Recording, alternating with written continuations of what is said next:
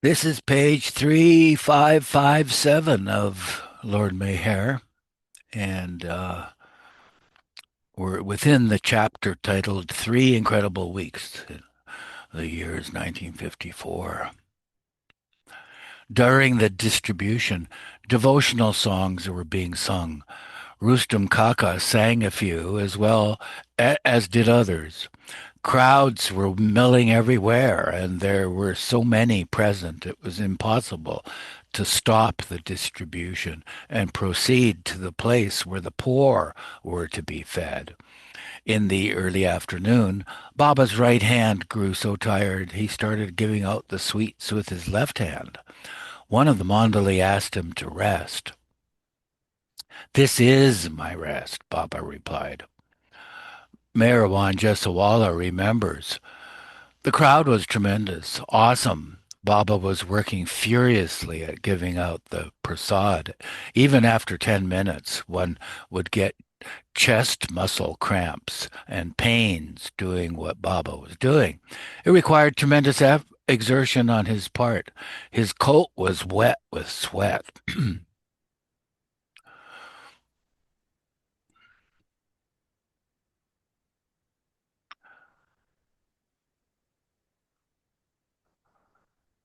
Distributing prasad at Wadia Park, colorized by Jim Kirkpatrick.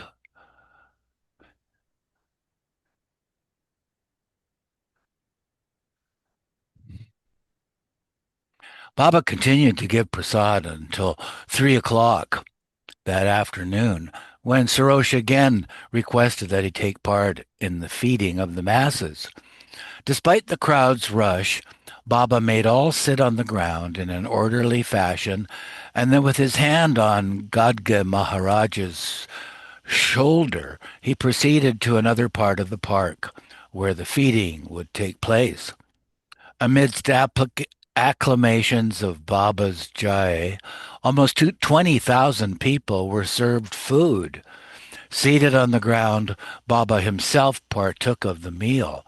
Loud cries of his Jai also burst forth.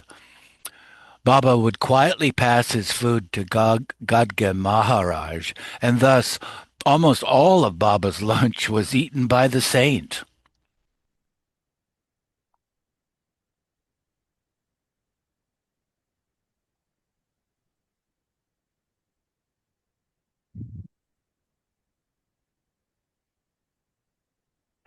Sarosh Gadge Maharaj,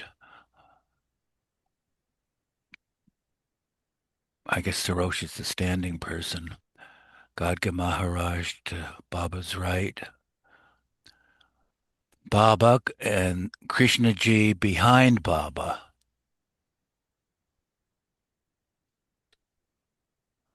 Kumar holding the umbrella.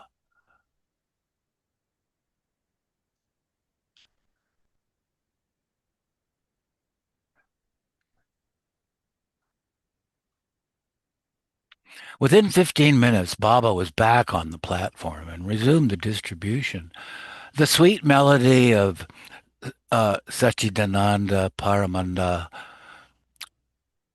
Paramananda, Meher Baba Vidyanand echoed and re-echoed, and it seemed as if the drops were serenading the ocean, pleading with it to allow them to merge once and for and for all.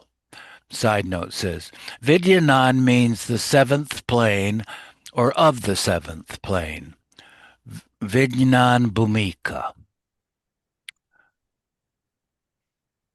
The crowd went on increasing, and the huge number of people was occasionally difficult to control. At such times, Baba would stand up and signal those waiting in line to have patience. When he would raise his hands, all would temporarily be quiet. Baba would then continue the distribution of prasad. If any close lovers approached Baba to receive prasad, he would joke and chat with them for a few moments. Nanaker's mother, Godubai, had come from Nagpur, and Baba asked her what she wished for. "Nothing except your love," she said. In fact, she had come again with the firm resolve to ask Baba about Nana's marriage. She had been thinking about this the whole time while coming on the train, and again in the pandal as Baba was giving darshan. But when she stood in front of Baba, she forgot all about it and only remembered on the train while returning.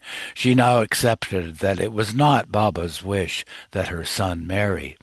This was true, and so Godubai would continually forget to bring up the subject with with Baba. Thereafter, she never mentioned it to him, nor did Nana Care ever marry.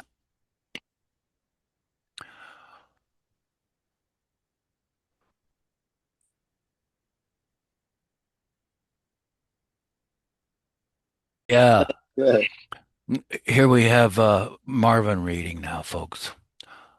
Rani Mohini of Dehradun had come with her husband, Raja Sharat Singh. Like Godabai, she too had come with a firm purpose to ask Baba to keep his promise about giving back her deceased daughter. But when she neared Baba for prasad, his twinkling eyes and enchanting expression made her forget also, and forget forever. I don't know if that's true. By fulfilling desires, bindings are created. By eradicating them, their chain is broken. Baba made Rani Mohini forget all the time. This was his miracle, which never furthered attachments but uprooted them. A woman with two small children came to Baba. Baba turned to bow and asked who she was. My wife, Rama, he said. Where are the children? What are the children's names? The girl is Sheila and the boy Mehernath, whom you have named. Baba asked Rama. With whom have you come? With my brother, Diraj Singh Parmar. Baba said, I want to keep Diraj in Mehrabad until the meeting. So how will you go back to Nagpur?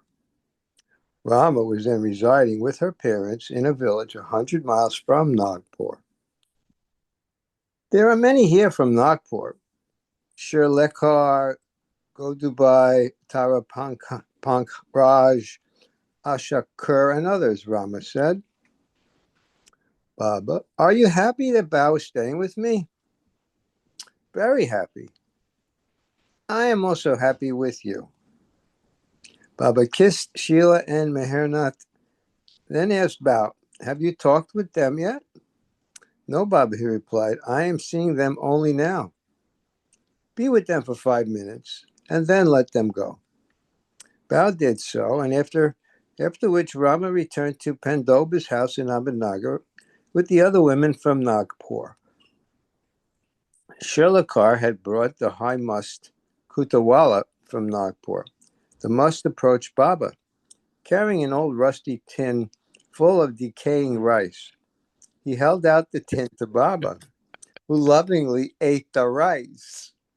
He fondly embraced the must and was quite loving with him.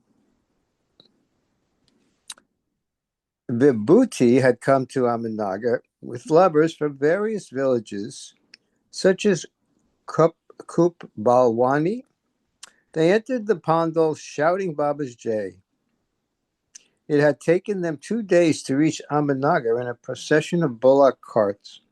Large photographs of Baba were prominently displayed on the carts, and the villagers sang his praises the entire day.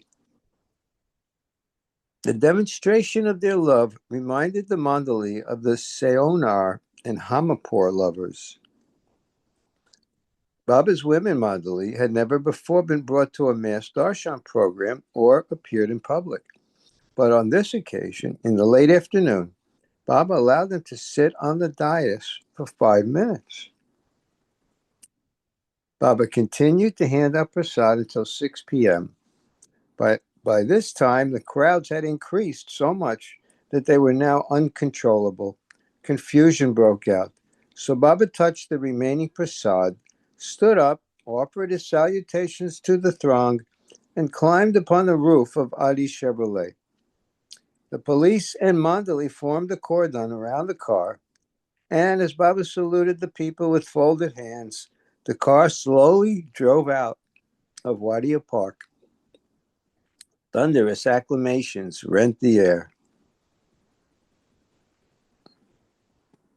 Probably a colorized photo there.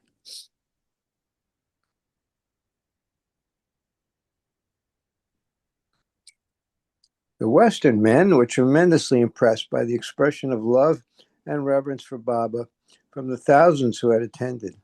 17 years before, Malcolm Schloss and Will Backey had witnessed such a sight in Nasik at Baba's birthday celebration in 1937, and Francis Brabazon had seen similar scenes in Andhra Pradesh. But for the rest of the Westerners, it was their first experience of such a grand spectacle, and one they would never forget.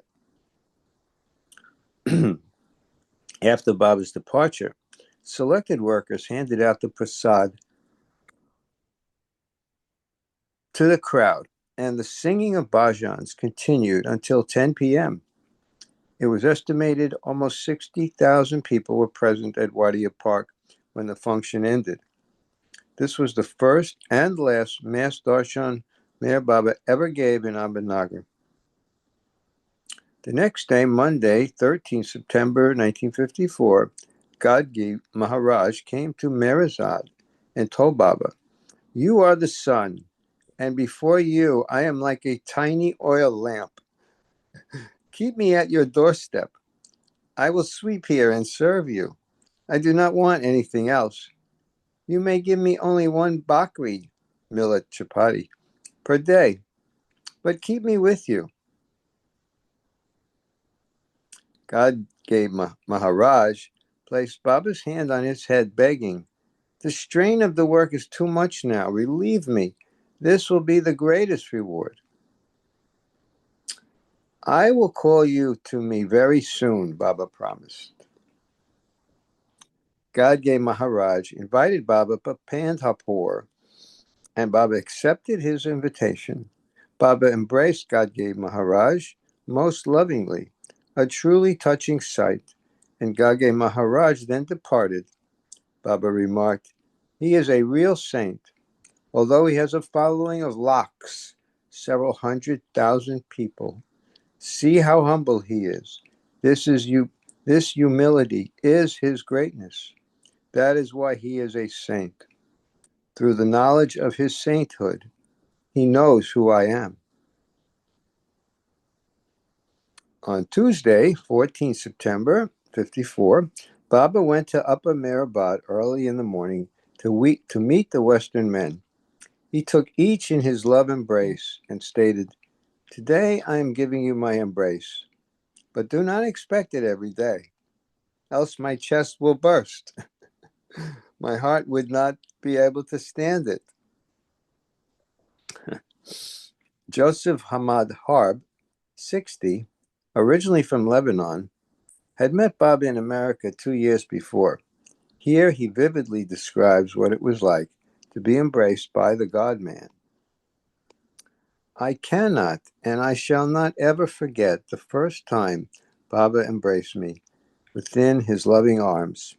It was a most unforgettable feeling, so comforting, so peaceful, so delightful, and my gratitude for this supreme privilege was of such indescribable feeling that the tears welled up and overflowed with joy and happiness.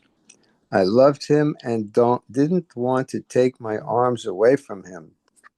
I wanted more and more of his embracing." Baba gestured to Max Hefliger. "Max, I am strong. Feel my biceps." And Max did so. The group sat down under the tin shed, and each of those who were new were introduced to Baba. Darwin Shaw was wearing sunglasses, and Baba told him to take them off.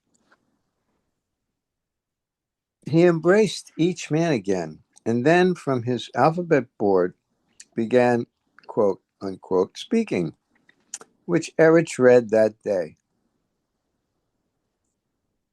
Starting with the New Life phase in 1949, Reading Meher Baba's alphabet board was usually delegated to Erich, although Adi Sr., Pendu, Vishnu, Padri, Jalbai, and Adi Jr. were also proficient readers.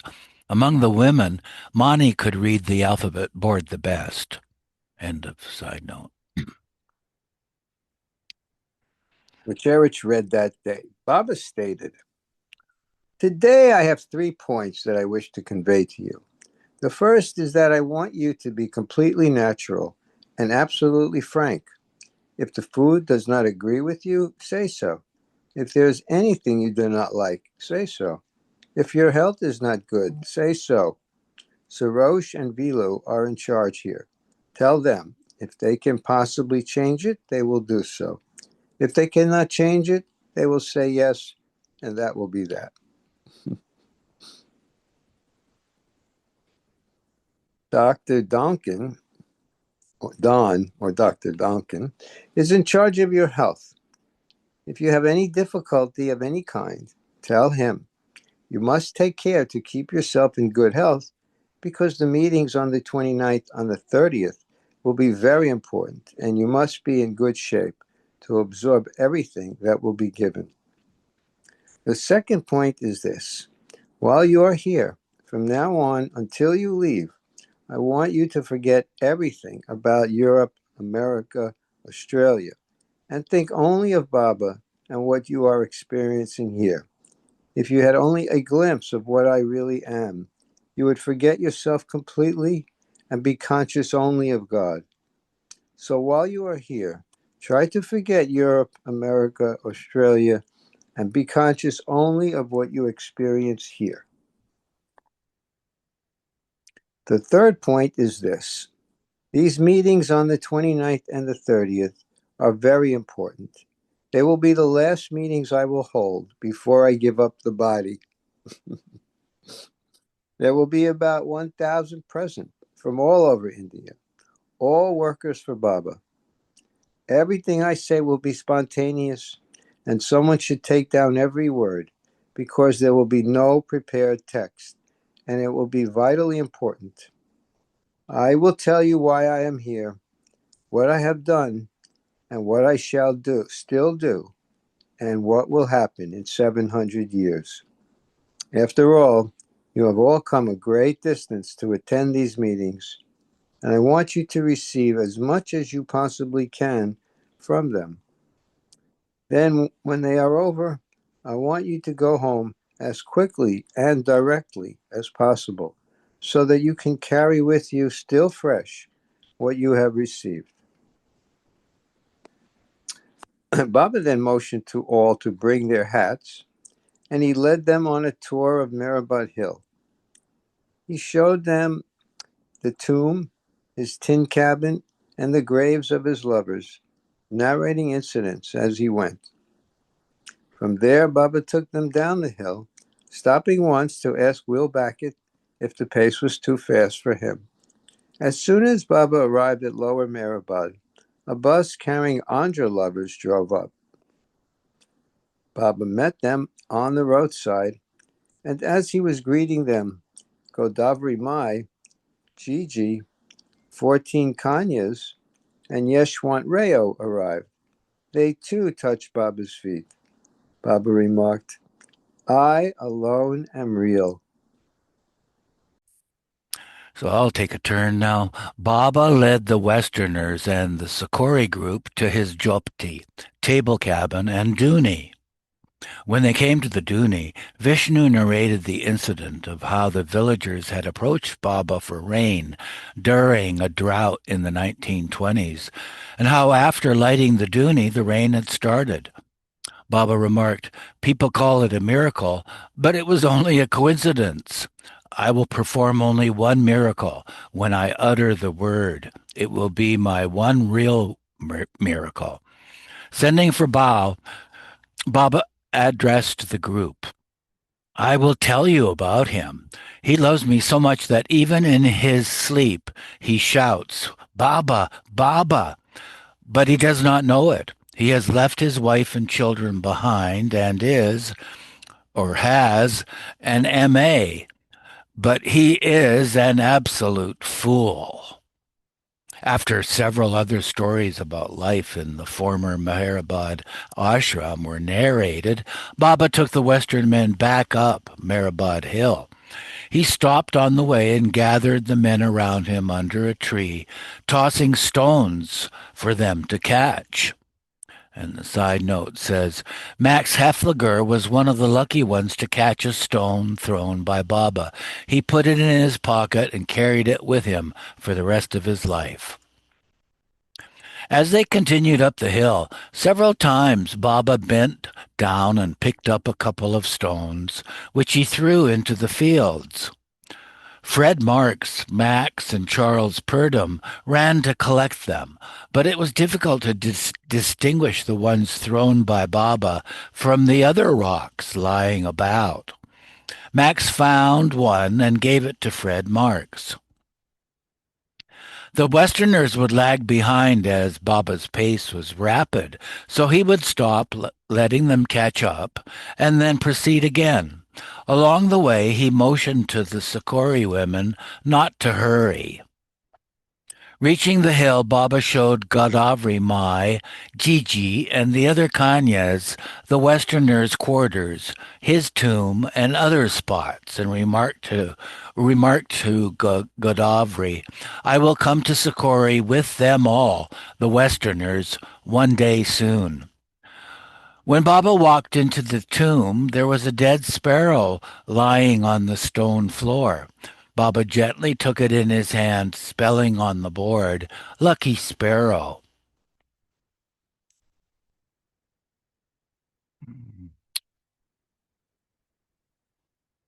With Godavari Mai, Meherabad, 14 September 1954. Hmm. Boy, those robes are so beautiful that the women are wearing. Baba then gathered the men around him in the West Room, the museum of the Meher Retreat Building. Erich was in Lower Meherabad for some work, and until he came, Adi Sr. read the alphabet board. Baba began by dictating. "Be perfectly natural and frank with me. I am your master, but also your friend. I am one of you and one with you. I will come to see you every day between now and the 27th, unless the rains make the roads impassable, or unless I catch cold from one of you. I will explain many things about the spiritual path and realization, and about my work and what you can do to help in it." Baba spoke briefly about the types of conviction, intellectual, sight, and experience, and then stated, "I am one with you on every level. But you know this only when the ego and reason do not interfere. Then Baba appears as he is. I am what I am. Whether the world bows down to me or turns against me, it does not matter. It is no one's fault. To know Baba is not a matter of eating ladus. One has to die to oneself to know me. It is not just a joke, this love. Be happy and forget everything except what you experience here. The meeting on the 29th and 30th will be unique and lasting in its effect. Until then, don't worry about anything. Be cheerful, be honest, and look after your health. Then, after the meeting is over, I want you to go directly to your destination and to take back, intact, the atmosphere of the meeting. Baba then asked each in turn to say something. Malcolm Schloss quoted a line from one of the songs of Kabir. "Where is the need for words when love has intoxicated the heart?" John Bass said, "I really do not know what to say. My mind is a blank." "To be blank is an excellent thing," Baba remarked. 2 years before, when Lud Dimphel had met Baba in Myrtle Beach, although he felt happy to meet the Avatar, he felt perplexed as he had not felt touched by Baba in the way so many others had. Now, as he listened to some speak of their feelings of deep love for Baba, he became annoyed. He doubted their sincerity, as he did not feel the same. When it was his turn, he said something about being tongue-tied, but upon Baba's encouragement, he said, Baba, I do not know what we are all talking about. We sit here like a bundle of sticks. We do not see you as you are, and here we are all trying to outdo each other like King Lear's daughters as to how many compliments we give.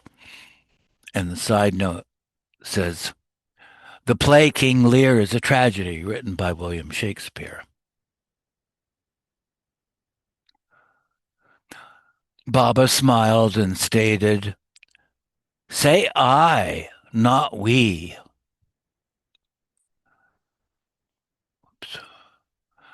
Lud thought Baba was displeased with him and said something to that effect and appeared deeply distressed. Baba reassured him, I love you and will never be displeased. Speak from your heart. If you hide what you feel, you will not be honest. I love you for being honest. I really love you. Say whatever you feel, but say always I, not we. Do you feel happy? Lud replied he did, and Baba stated, what else is necessary? Philippe Dupuis told how deeply impressed he was with Baba's darshan on the 12th, and said something to the effect that it must have been a great strain on his body. Baba stated, before I drop my body, I will have to go through violent attacks on the body. What has to happen will happen, and I will gladly undergo all this for the sake of humanity.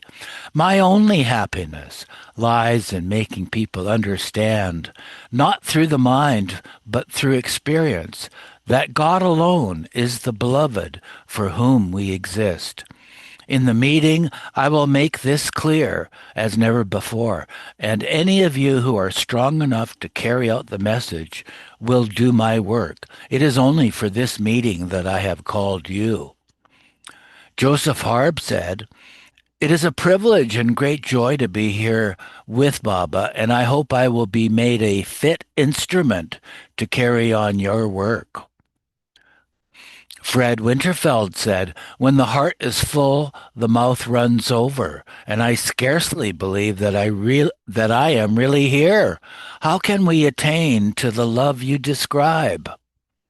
Frank Eaton remarked, I am deeply impressed by the fellowship of Baba's disciples. Bill LePage and John Ballantyne from Australia said, except you, we do not want anything. Baba replied, one who wants nothing gets everything. Nothing means nothing, and one who wants nothing is never disappointed. He asked Malcolm if this wasn't so, and Malcolm nodded. Francis Brabazon declared, I want God realization. Hearing this, Baba quoted this verse from Hafez. Do not ask for union with God, and do not bewail separation. Seek only the will of the beloved. Baba continued, before I met my beloved in union, I lost everything, ego, mind, and the lower consciousness. But thank God I did not lose my sense of humor. Darwin said something which reminded Baba of an incident in New York in 1952 when he called Darwin to him while his wife and children remained seated outside in the car. They were thirsting for sight of Baba, but Baba would not see them.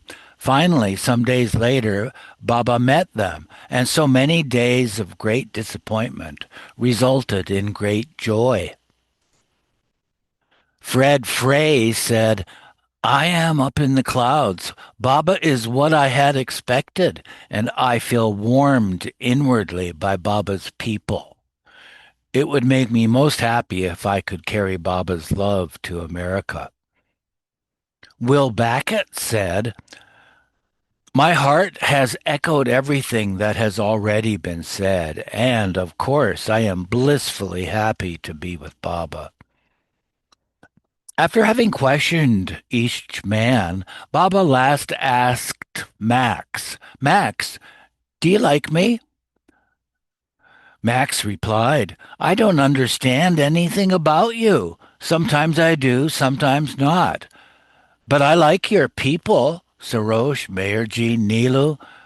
Just now you are being quite natural. Baba remarked, so, you don't like me sometimes, but I love you all the time. Addressing the group, Baba commented about Hefliker. Max is honest. Honesty is most important on the spiritual path. Charles Purdom asked to be enlightened further about the types of conviction and about what Jesus meant when he said, only the pure in heart can see God. Baba replied, I will explain it tomorrow. Baba continued on other subjects. Because of my not losing my sense of humor, I appear to you like this, on your level. In India, in India, you will always find yogis and saints with long beards. You would not be allowed in their presence with shoes on or smoking. But with me, you can do all these things because I am one with you and one of you. From tomorrow, I shall work so that this visit of yours will not merely be a picnic or sightseeing trek. There are three types of lovers of God. The first is the must, who loves and knows only God. He loses all consciousness of self, of body, and the world. Whether it rains or shines, whether it is winter or summer, it's all the same to him. Only God exists for him. He is dead to himself. The second type of lover is the one who lives in the world, attends to all worldly duties fully, and yet all the time in his heart he knows that this is temporary, that only God exists, and he loves God internally without anyone knowing it. The third type, which is the highest, is very rare. Here the lover surrenders completely to Christ, the avatar, the God man. He lives, not for himself, but for the master. This is the highest type of lover. Unless you have such a love, unless you have such love, merely to criticize and judge others will take you nowhere. Resuming the recording with Marvin reading. Baba sent the group to lunch and later joined them, first sitting at one end of the table and then the other. He asked everyone about the food and observed, I wonder if you understand how fortunate you are to have me with you in this way. Think of those people at the darshan on the 12th who fought to have a chance to touch my feet for just a fleeting second and who wanted so earnestly to have prasad. They are the ones who love me. The others, the social people, the political people, the intellectual people, they make their speeches and leave the platform. In Andhra, for 15 days, we had 2 or 3 darshan programs every day, with thousands of people coming from surrounding villages in bullock carts and on foot. They would not understand your being here with me in this way. In India, they have traditions. As I told you before, yogis and saints are supposed to be in silent meditation. You could not make effective contact with them. Remember always that I am your master and that I am also your friend, that I am one with you and one of you. Therefore, you can be completely natural with me and tell me frankly whatever is on your mind. When I am with sadhus, no one is more serious than I. When I am with children, I play marbles with them. I am in all and one with all. That is why I can adapt myself to all kinds of people and meet them where they are. After lunch, Baba went to Lower Mehrabad, where he had a discussion with Pendu, Padre, and others about arrangements for the meeting. Pendu told him, Baba, the arrangements are being provided are fine, but if it rains, everything will be spoiled. Baba said, I have asked Baidul to grow a beard and pray that rain may not fall. He is doing it, so rain won't come, and for days now it has completely stopped. At about 5 p.m., Baba went to Ahmednagar, to Kushru quarters, Adi's office, where the staff was actively engaged in the meeting work.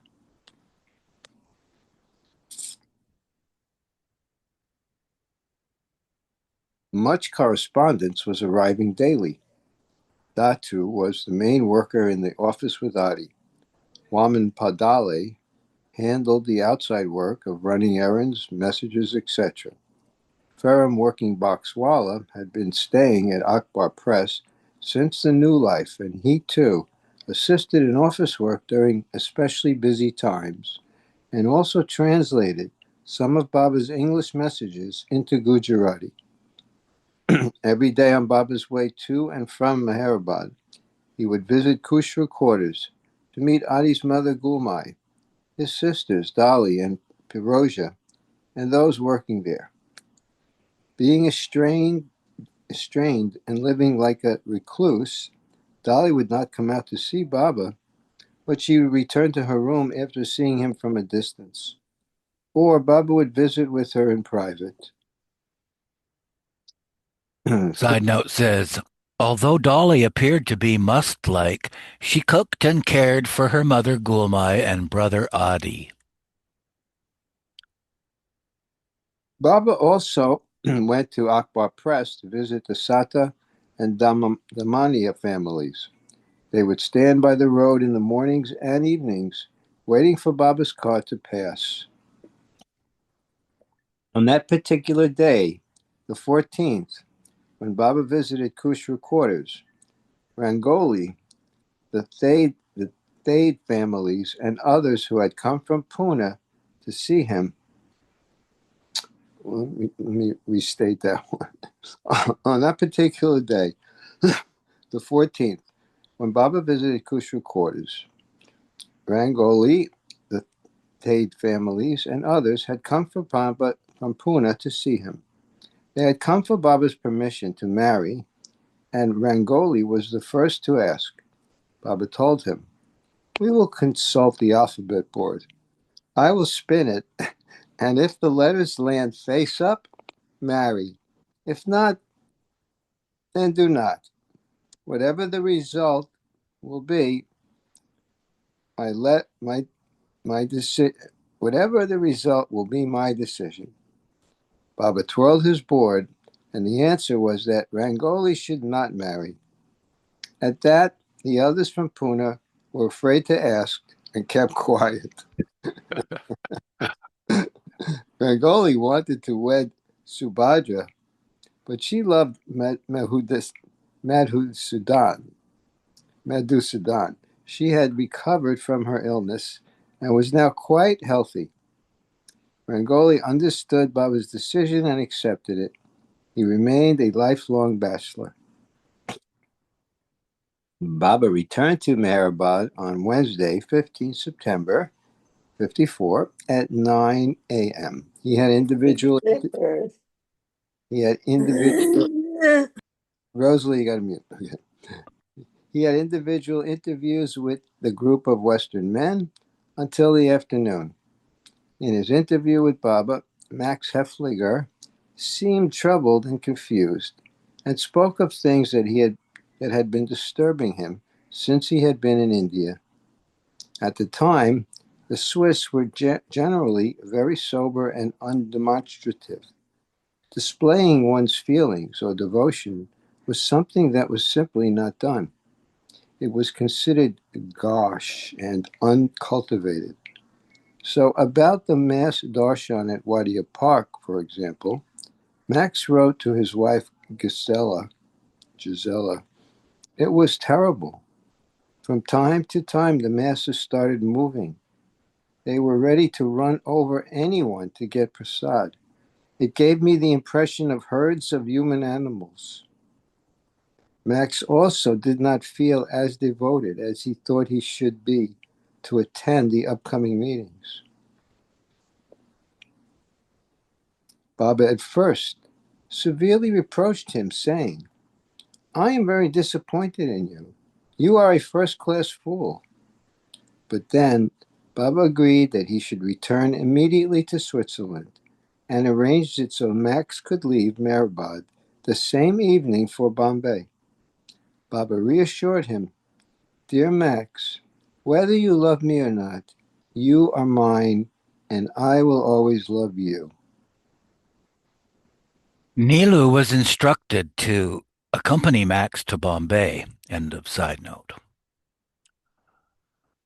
When Fred Winterfeld entered the semi-dark room for his interview, Baba stood up and came forward. Fred saw Baba getting bigger and bigger.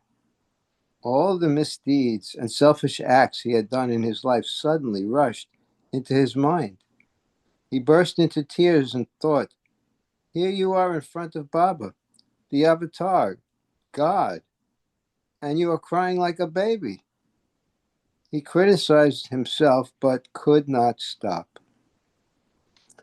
Baba comforted him, saying, just let it flow. Too much has been bottled up within you. During his private interview, Baba told Fred, I am the highest of the high, and being such, I say with divine truth, to love me is not easy, but to obey me is. Darwin Shaw had never met Erich, and at the beginning of his interview, Baba introduced them. Erich was interpreting and pointing to himself said, Darwin, this is Erich. Turning to Erich, Baba stated, this is Darwin. He is one of my dearest ones. Baba's simple declaration had a profound effect upon Darwin. At that moment, quote, Baba somehow pulled back more of the veil and revealed himself, end quote. Darwin described, falling into Baba's arms, Darwin felt a great wave of love and experienced bliss. He continued, it was beyond my wildest dreams. One cannot describe the sweetness, the tender beauty of his love that was radiant within. In a letter when we were living in Myrtle Beach, Baba had called me his chosen disciple. I never fully believed it. Now, when Baba called me one of his dearest ones, it just broke me up. I looked at him through tears and asked, how can you say that? Baba became sober and said, I do not humor you. Darwin had brought a white scarf for Baba. He had put the small package on the table and now picked it up, feeling it to be so inadequate. Humbly, he handed it to Baba, who quickly responded, you yourself are the greatest gift you could have brought. You are God's gift to me. And we'll pause for a second. Wow. Okay, I've resumed the recording. Rosalie's reading. Um, let's see. He We got to turn the continued. page. Yeah. Prior to coming to India, Darwin had thought that when they arrived, Baba would give them profound spiritual discourses, which he did. But it did not take long for him to realize, in his words, something much more important was happening to us on a much deeper level that had nothing to do with these things. Baba was explaining to us at the surface level, one could not remain static. Things changed. Our sense of dimensions of who we are and what we are, there was a dissolving process. We were in a realm which was new and wonderful, where we'd never been before. And it was somehow in the realm of Baba's being. This went on day after day. Dana Field, 44, asked Baba, "What is the nature of service to the group?" Baba replied, "I want your body, mind, and possessions." And then added, "My love brought you here." In another private interview, Baba gave Dana an idea of the difficulty in following him. "Moses and Peter served me imperfectly, and you will too. They doubted and denied me, and you will doubt and deny me." Although Moses prepared the way for Jesus, he did not control his anger. And Peter literally denied his beloved. John Ballantyne, the youngest member at 23, had found out about Baba through Robert and Lorna Rouse. The other Australian,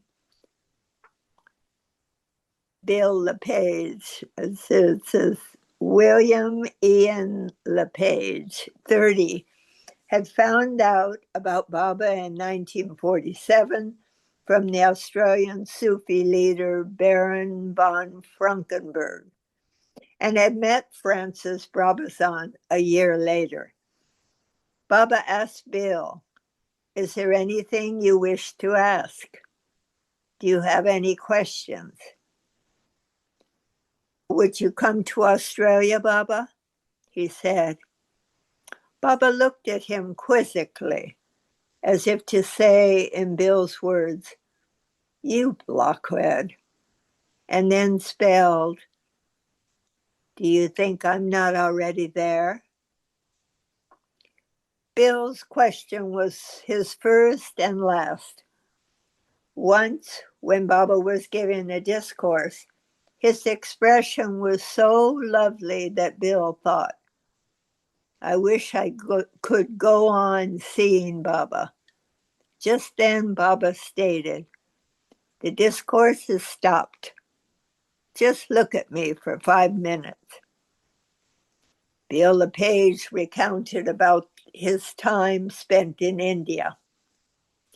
"I found Baba a radiant, compassionate, loving, and knowing figure who in every gesture, in every expression of his entire face and limbs and form, confirmed for me that if there was such a being as God in human form, it was indeed him."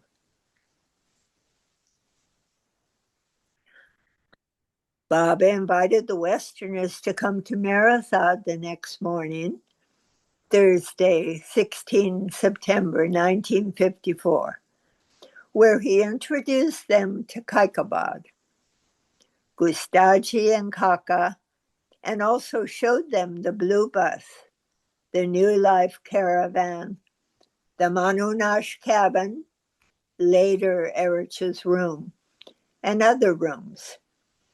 During the Manunash period, I worked for the entire world, Baba commented at one point.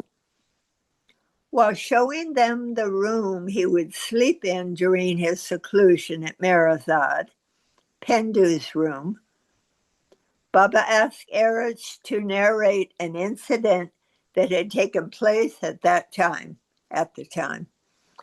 According to Erich, he was on guard that night when Baba was inside the room.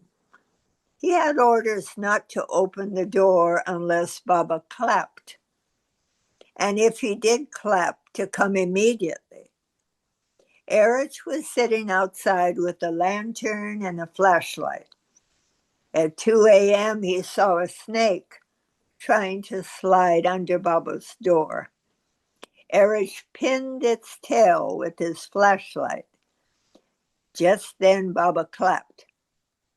Had Erich opened Baba's orders and opened the door immediately, the snake would have entered the room. So Erich waited until the snake slid away. He then entered the room, and Baba asked the reason for the delay. Erich told him, and he simply smiled.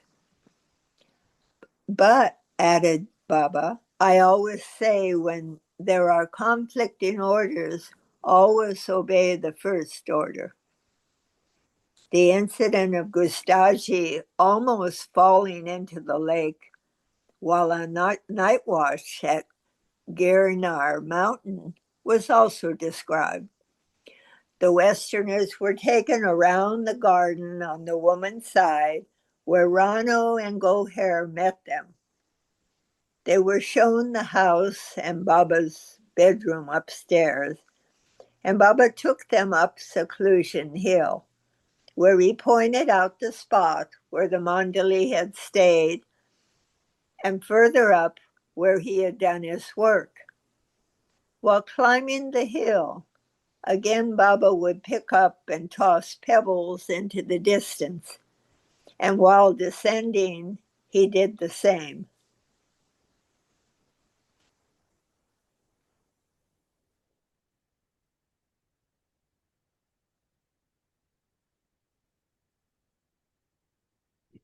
Back at Marisad, he told the group, if you aren't in shape, you're likely to feel this walk in your legs for 2 days, and added, you were really fortunate to have come with me on the hill, with my leading the way. That is a very dear piece of land, that hill. When I was there, I fasted on only very weak tea. The hill is now barren, but a time will come when there will be much construction there by my disciples. Fruit juice was served, and afterwards Meru brought Baba's old patched Kamli coat, which he had worn continuously for 8 years from 1921. This is the most sacred of my possessions, Baba told them. What it has in it will be revealed after I drop my body. Then thousands and thousands of men and women will come to worship it. Baba's old sandals and sadra from the same period were produced. These are the sandals and robe I wore when I wore that coat, he stated. The sandals were discarded when I first went to stay up the hill at Mehrabad. Erich said that after Baba had stopped wearing this coat, he used to change his clothes often and give them away. But with these items, Baba would not part. Baba then asked the group how they felt and stated, I will see you between 9 and 9:30 tomorrow morning at Mehrabad. What would be best would be for you from now on to play with Baba's love. You only have 15 days more to absorb Baba. After you leave, you will be free. You can play, work, be with your family and children as much as you want. But here, now, try to absorb as much of me as you can. What I would like, in short, is for you to take me with you when you go back. Baba embraced each one and then sent them to see Happy Valley before they returned to Mehrabad. Before going to Mehrabad on Friday, 17th September 1954, Baba stopped at Khushru Quarters, where photographs of him on a tiger skin on Adi's bed were taken by Bhaiya Pandey. The tiger skin was most likely from one of the tigers Adi's elder brother Rustum had shot. End of side note. Afterwards, Baba went to a student hostel near Akbar Press and gave darshan there to the Mohan Press workers, who had worked hard to print Baba's numerous messages and circulars.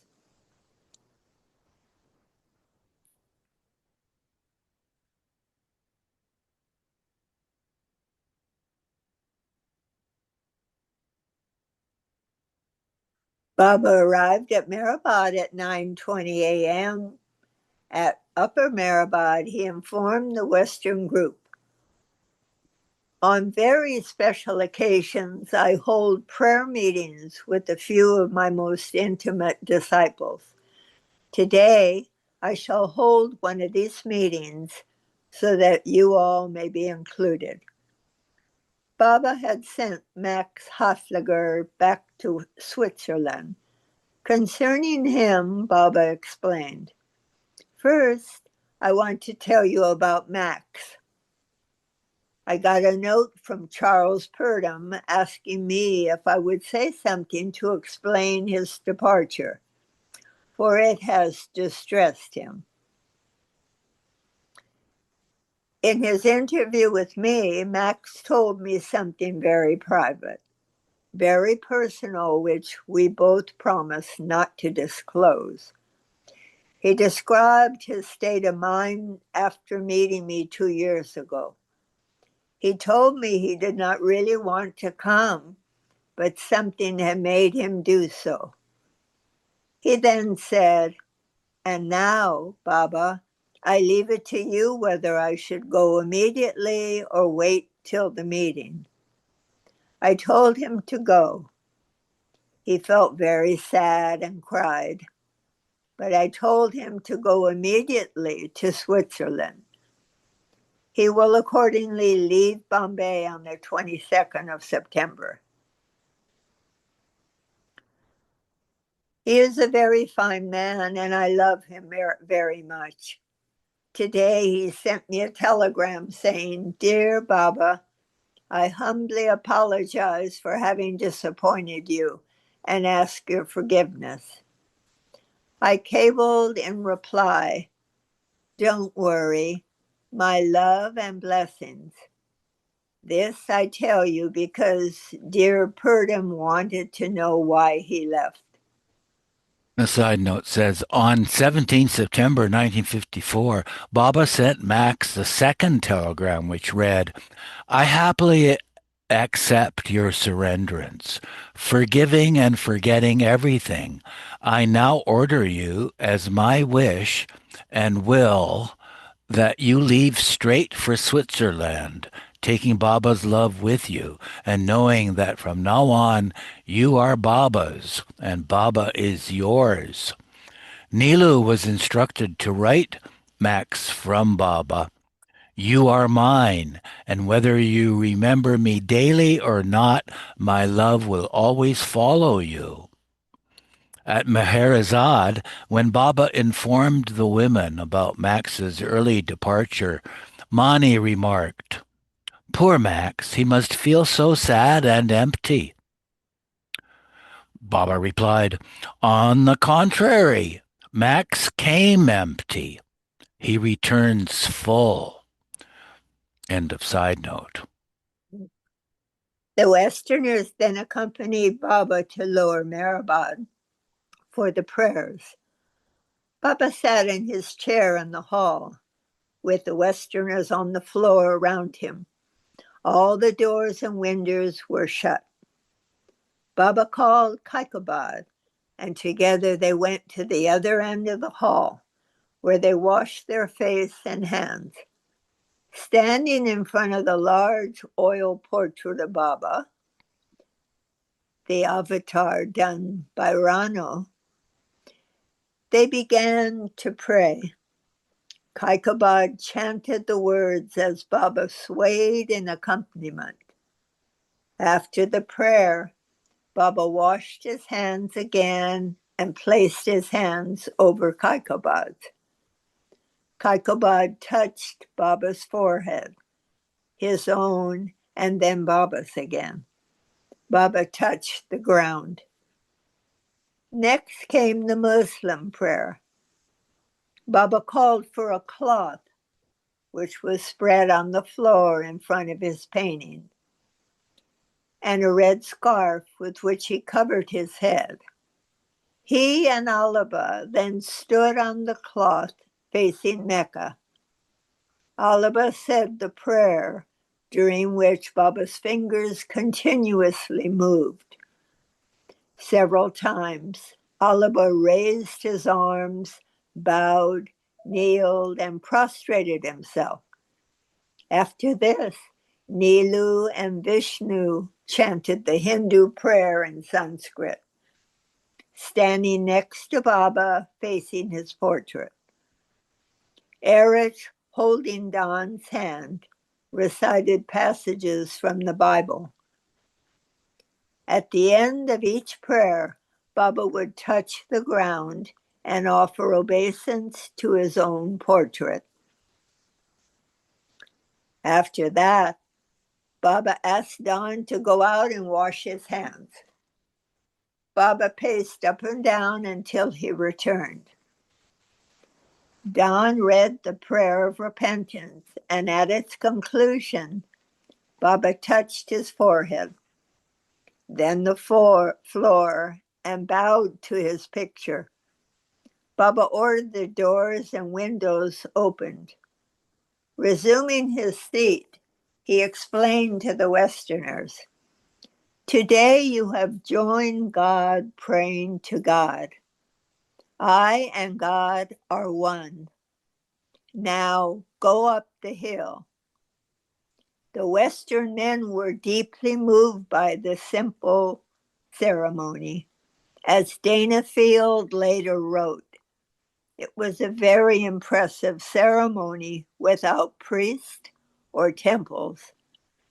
When Baba does anything, it takes on life and meaning. The old familiar songs we heard had a new flavor. On the way up the hill, Baba stopped to show them Don's medical facility. "This is Don's dispensary," he stated, "and I have nothing to worry about regarding health, because here is the doctor, and he is most dear to me. The faith and love with which this dear son of mine has stuck to Baba is unique. As I told you yesterday, if anything bothers you, if even the slightest thing is wrong with you, tell Don." Thereafter, they walked with Baba up the hill, and at 11 a.m. gathered in the west room of the Meher Retreat building.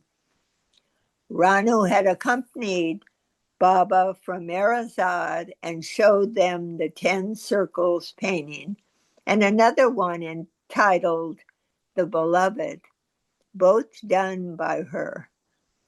Baba then began his dictation. "From tomorrow, I want you all to think exclusively of me for half an hour every day for 7 days. You should each sit aloof, select your own spot, close your eyes, and try to bring Baba's figure before your mind's eye. If you find that you cannot do that, then just look at my picture and mentally repeat Baba. If thoughts bother you, do not be concerned. Let them come and go. But try your best to keep Baba's figure clearly in your mind's eye. Select spots where you will not be disturbed. 1/2 hour silent contemplation for 7 days from tomorrow. You must be undisturbed.